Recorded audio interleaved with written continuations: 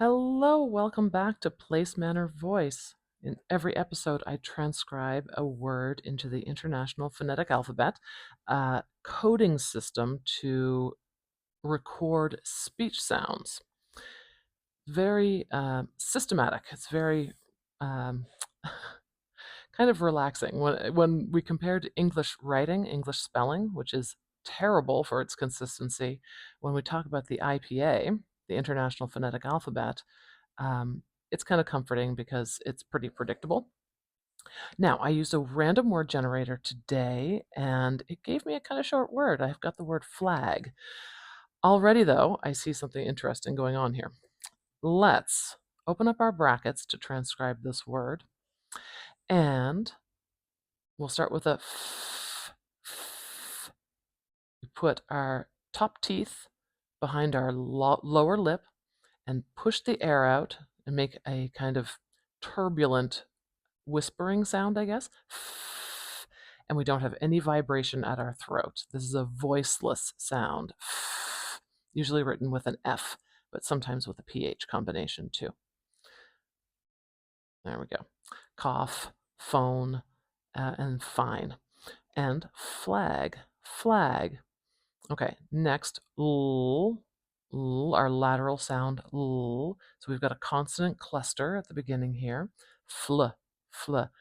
Now, ah, ah.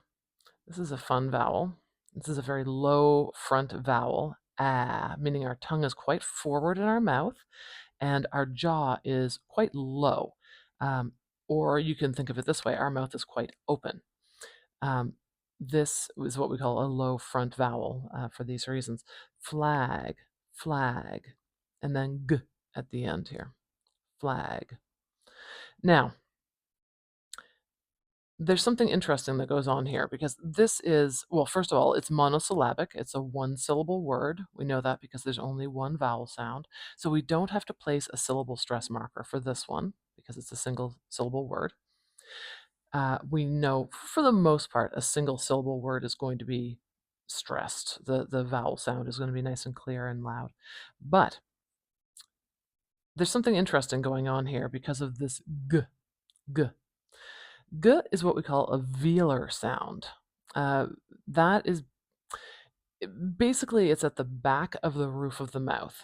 So if you think about how you make the g sound, you raise up the back of your tongue and it touches that little, well, actually, it's touching the muscles at the roof of your mouth, the back of the roof of the mouth. I almost said it's at the punching bag, the uvula in the mouth, but it's not technically there. That's a different speech sound. We don't have that speech sound in English. So let's see, flag. Now, something interesting happens with this vowel sound before a velar sound. And what happens is it gets raised. It gets raised, so it turns into a diphthong, actually. So I'm going to change my brackets from broad transcription, which is maybe what the dictionary would have as like the conceptual pronunciation of this sound. But I'm going to change to narrow transcription here. Narrow is more like what is truly said.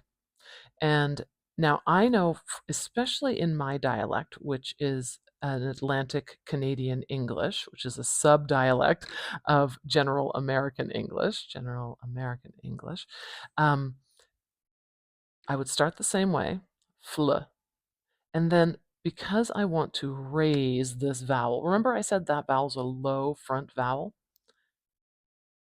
I'm going to change it to this diphthong. Flag, flag, flag. Do you hear how it's a little higher? Flag. That's a typical pronunciation of a vowel sound before a g, especially in the dialect of Atlantic Canadian English. Canadian English. Um, Ooh, getting sloppy. Look at that N. So there again, this is the difference between broad, what might be conceptually what we think of how this word is pronounced, and how it's actually coming out of our mouth, especially in Atlantic Canada. Okay, if you have any suggestions for words, do write a comment below. I'd be happy to take suggestions, and we can get into little differences like flag and flag. Flag. A flag. Raise the flag. You might hear that.